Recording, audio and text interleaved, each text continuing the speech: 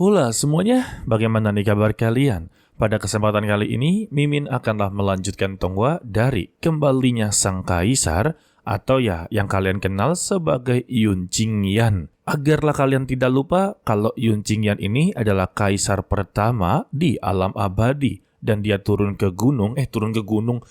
bumi untuklah bertemu dengan keluarganya. Tetapi ya, beberapa harta surgawi serta kultivasinya malah menurun drastis. Tetapi ya, itu sama sekali tidaklah berpengaruh dengannya. Dan kali ini, posisi dari Yun Qingyan sedanglah berhadapan dengan penatua Hotu untuk memperebutkan yang namanya 7 buah ilahi Ci Ungu. Kalau begitu, langsung saja kita masuk ke dalam ceritanya. Merasa dirinya menang dalam kondisi karena jika menggunakan energi spiritual, maka secara otomatis pohon tersebut akanlah menyerangnya. Tetapi ketika ia hendak untuklah menyerang, Qinglin mengambil kesempatan untuklah merebut mutiara tersebut, membuat penatua Hotu sama sekali tidak berani untuklah mengeluarkan energi spiritualnya, guys. Hal ini ya membuat penatua Hotu langsung menganggap pantas saja kalau Lin Beihua kalah dalam pertarungan karena dia memiliki banyak sekali kecurangan. Qingyan tidaklah begitu mempedulikannya. Dia hanya meminta pertarungan yang adil. Jadi mereka berdua akanlah bertarung tanpa menggunakan mutiara emas ungu. Akan tetapi, ketika Qingyan inginlah menyerangnya, giok milik dari keluarga Yun bereaksi. Tandanya ya ada sesuatu bahaya yang berada di keluarga Yun. Dan dia haruslah segera datang untuk membantu, guys. Benar saja kalau kepala keluarga Yun serta ketua pavilion perpustakaan sedanglah menghadapi masalah besar. Mereka berdua telah diserang dengan pasukan keempat tetua yang memiliki niat untuklah menyingkirkan satu persatu orang yang terlibat dengan Yun Qingyan. Alasan mereka melakukan ini ya, karena mereka tidak bisa menyingkirkan Yun Qingyan, lebih baik ya menyingkirkan orang-orangnya terlebih dahulu. Bahkan ya untuk paman Yun Meng juga haruslah terlibat. Namun kali ini dia telah terjebak, guys. Dirinya haruslah tertusuk di bagian belakang. Sedangkan untuk Fei Fei, dia sedanglah diikat dan di depannya adalah ketua dari pasukan yang menyerang keluarga Yun. Dan itulah alasan dibalik giok keluarga Yun bereaksi. Ternyata ya giok ini adalah milik dari Fei Fei, guys. Tetapi posisi dari Qingyan haruslah menyelesaikan pertarungan dengan penatua Hotu terlebih dahulu. Sehingga mereka pun melakukan pertarungan tanpa mengeluarkan energi spiritual, guys.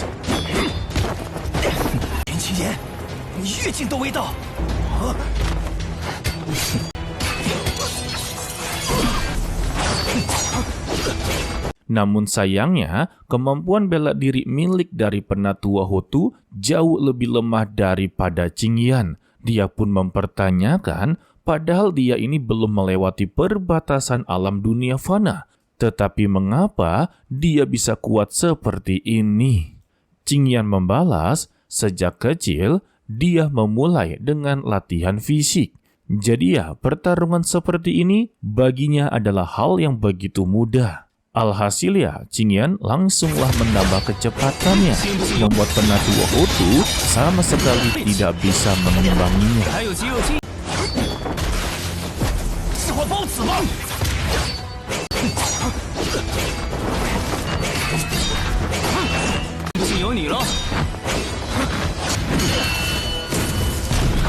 Tetapi ya, penatua Hotu ini memiliki rencana cadangan. Dia melemparkan 3 bom asap yang membuat pandangan dari Qingyan haruslah teralihkan. Sedangkan ya, dirinya langsung mengambil kesempatan dalam kesempitan untuklah mengambil 7 buah ilahi Ci Ungu. Karena ya, kedatangan dia di sini memang tujuan utamanya untuk buah tersebut, guys. Sedangkan untuk Qingyan, dia membiarkannya begitu saja. Sebab untuk mendapati 7 buah ilahi tidak semudah yang dia pikirkan. Tampaknya kalau Qingyan sudah memperhitungkan kalau buah ilahi ini akanlah mendapati penjagaan yang begitu ketat. Benar saja kalau Penatua Hotu haruslah menghadapi akar pohon yang terus-terusan menyerang dirinya. Dan secara tidak disengaja ya, Penatua Hotu malah mengeluarkan energi spiritualnya yang memancing pohon ini bereaksi sepenuhnya kepada dia, guys. Namun, perjuangan dia yang begitu keras tidaklah sia-sia. Dia berhasil untuklah mengambil 7 buah ilahi Ci Ungu, dan dia langsunglah memakannya. Setelahnya, dia merasa akan mendapati kekuatan yang begitu berlimpah dan langsunglah menerjang ke arah Qingyan. Sedangkan untuk Qinglin yang melihatnya langsunglah huwe-huwe. Dan secara tiba-tiba, tubuhnya pun langsunglah tersungkur. Ketika dia menoleh ke belakang, ternyata kakinya sedanglah ditahan oleh para muridnya. Alhasil, dia pun berhalusinasi kalau seluruh para murid yang telah dia habisi datang untuklah balas dendam. Sedangkan untuk Qingyan, dia pun langsunglah berbicara kalau ini adalah momen yang luar biasa bagi dirinya dan dia sangatlah pantas untuk mendapatinya. Alasan dia bisa terkena semua ini ya, dari awal dia telah menggunakan kekuatan energi spiritualnya dan tidak sengaja menghirup spora ataupun jamur yang berada di dalam pohon tersebut. Dan inilah yang dia dapati, ilusi yang begitu mematikan. Setelah dari semua itu, yang tidak disangka-sangka, pohon 7 buah ilahi ini malah memberikan 3 buah kepada Qingyan secara cuma-cuma. Mungkin ya pohon ini tahu kalau di depannya itu adalah sang kaisar, guys. Namun ya, Qingyan tidaklah begitu serakah. Dia hanya mengambil 1 saja. Satunya lagi untuklah Qilin dan satunya lagi untuklah saudaranya, yaitu Yunxuan. Lalu, Qilin bertugas untuklah menyemburkan api agarlah buah ini matang dengan begitu cepat. Dan berkat dari semua itu ya, Qingyan berhasil untuklah menerobos ke ranah alam bulan tahap pertama. Namun secara tiba-tiba, pohon tersebut memberikan sesuatu yang membuat mereka berdua melihat dengan begitu jijik. Namun kita tidak tahu ya, karena itu disensor. Dari bentukannya sih, tampaknya itu adalah kepala Penatua Hotu, guys. Dan tiba-tiba, Qingyan memiliki ide, guys. Lalu, kita berpindah ke geng serigala besi yang sedanglah menyandra Fei Fei. Di sini ya, Fei Fei sama sekali tidaklah takut kepada mereka. Bahkan ya, dia mengancam jika Qingyan kembali, sudah dipastikan mereka akanlah mendapati ganjarannya. Ternyata kedatangan dari ketua geng serigala besi alias Heilo datang untuklah melamar Fei Fei. Namun ya, karena ditolak, dia datang bersama dengan keluarganya. Meski begitu ya, Fei Fei sama sekali tidak akanlah menerima lamaran tersebut. Justru dia kembali mengancam kalau keluarga Yun akanlah membalas semua perbuatan ini. Dan Heilo langsunglah membalasnya. Kalau untuk keluarganya, dia telah mengaturnya dengan begitu baik. Jadi ya, Heilo meminta lebih baik dia menyerah dan menjadi selirnya. Tetapi jawaban dari Fei Fei sama seperti sebelumnya. Kalau dia lebih baik mati daripada pergi bersamanya, guys.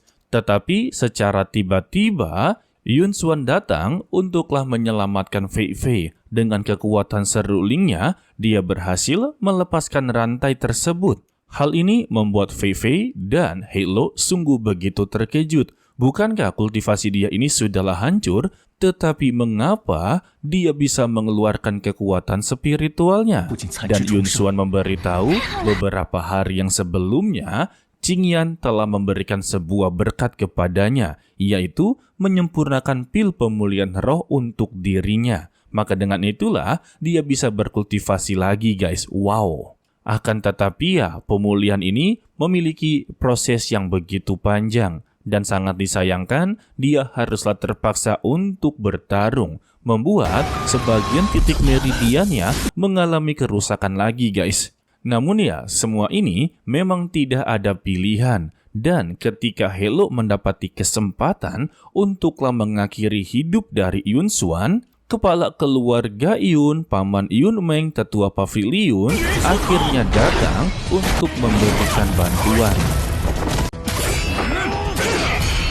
Ternyata ya, mereka berhasil untuklah mengalahkan pasukan geng Serigala Besi. Meski terlihat kalau baju mereka sudahlah compang-camping guys. Dan kali ini, posisi dari Hello sudah sangatlah terpojok. Di dalam hatinya, dia benar-benar begitu kecewa dan menyesal untuklah bekerja sama dengan keempat tetua yang sama sekali tidak memiliki kultivasi. Sehingga ya, dia pun langsunglah mengalihkan pembicaraan kalau ini semua adalah salah paham. Bagaimana mungkin kalau dia begitu tega untuklah menyakiti keluarga Fei Fei? Karena Fei Fei adalah wanita yang sangatlah dia cintai. Dan sebentar lagi, kalau ayahnya akanlah segera datang secara resmi untuklah melamarnya. Dan dia memutuskan untuklah melarikan diri. Sangat disayangkan ya untuk mereka bertiga tidak lagi sanggup untuklah mengejarnya. Karena ya keadaan mereka memang sudah terluka parah guys. Setelah dari semua itu, tetua pavilion membawa Yun Meng untuklah menyembuhkan luka mereka. Sedangkan untuk Yun Xuan mempertanyakan sebenarnya apa yang terjadi. Bagaimana bisa geng Serigala Besi datang secara tiba-tiba ke keluarga Yun. Dan ayahnya memberitahu kalau keempat tetua ini telah bersengkongkol dengan geng Serigala Besi untuk melakukan serangan diam-diam. Jadi ya, semua ini masuk akal guys. Terlebih, untuk geng Serigala Besi telah menjalin hubungan begitu baik dengan keluarga Lin. Untuk Fei Fei dan Yun Xuan hanyalah alasan belaka bagi mereka untuklah melancarkan serangan. Tujuan mereka sebenarnya yaitu mengambil seluruh posisi dari keluarga Yun. Lebih tepatnya ya, menyingkirkan keluarga Yun dari dunia inilah. Dan yang membuat Fei Fei begitu sangatlah kecewa dikarenakan untuk ayahnya adalah tetua ketiga dan dia adalah bagian dari keempat tetua yang telah bersengkongkol dengan geng Serigala Besi. Tetapi Yun Han tidaklah mempermasalahkannya. Dan masalah yang besar akanlah datang. Ayah dari Hello alias Hekui akanlah segera mengumpulkan semua Master Aula untuklah menyerang keluarga Yun. Ditambah ya kekuatan tempur mereka saat ini sudah berkurang drastis sejak pertarungan sebelumnya. Jadi ya mereka hanya bisa berharap kepada Qingyan guys. Sedangkan untuk Qingyan yang sedanglah terburu-buru haruslah dihalangi oleh seorang wanita yang langsung menembakkan anak panah dan dia memiliki nama sebagai Li Ranzu. Dan ini pertama kalinya Qingyan jatuh cinta kepada seorang wanita. Begitu juga dengan Qilin, matanya sampai bergambar love-love. Serta mereka berdua mengucapkan kata yang sama. Sungguh wanita yang cantik dan tiada tara. Ternyata alasan dibalik dia menyerang untuklah meminta serahkan api karma Azure. Tetapi ya jawaban dari Yun Qingyan, apapun yang telah dia telan tidak mungkin bisa untuklah dikembalikan. Ya betul sih. Ditambah ya untuk api karma Azure ini telah dimurnikan di dalam lautan kesadarannya. Jadi tidak mungkin dia bisa untuk mengeluarkannya. Meskipun dia menghabisi nyawanya, itu percuma saja. Namun siapa sangka jawaban dari wanita ini menginginkan dia tetaplah mati. Alhasil ya mereka berdua malah terlibat dalam pertarungan.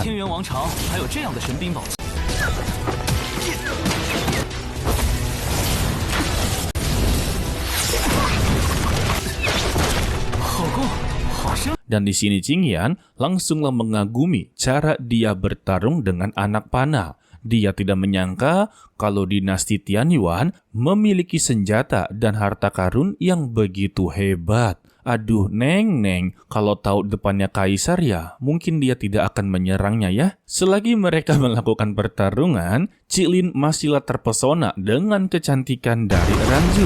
Sedangkan untuk Qingyan, dia terus-terusan menghindar dan menghindar, membuat Ranzu benar-benar begitu sangatlah kesal sekesalnya dan meminta kepada dia ya untuk menyerang dirinya. Tapi tetap saja Qingyan tidaklah meladeninya. Sampailah ketika Ranzu mengeluarkan anak panah seperti laser, membuat Qingyan haruslah mengeluarkan sarung pedangnya. Di sini dia mengerti kalau busur tersebut bukanlah senjata tingkat tinggi, melainkan senjata busur tersebut setara dengan sarung pedang miliknya. Untuk Ranzu yang tahu kalau dia tidak mempunyai senjata, dia pun langsunglah melemparkan busurnya. Dan kali ini mereka akan melakukan pertarungan yang adil. Sehingga mereka melanjutkan pertarungan dengan tangan kosong, guys.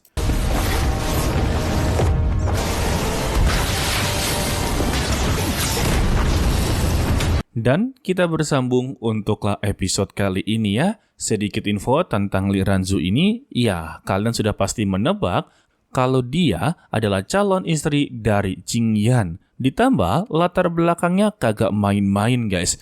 Sebab senjata atau busur yang dia miliki itu berasal dari alam abadi. Dan itu setara dengan sarung pedang milik dari Qingyan. Dari situ aja kalian sudah tahu ya kalau dia memiliki status yang tidak main-main. Oke lah kalau begitu, Mimin ucapkan terima kasih kepada kalian yang telah menonton sampai akhir.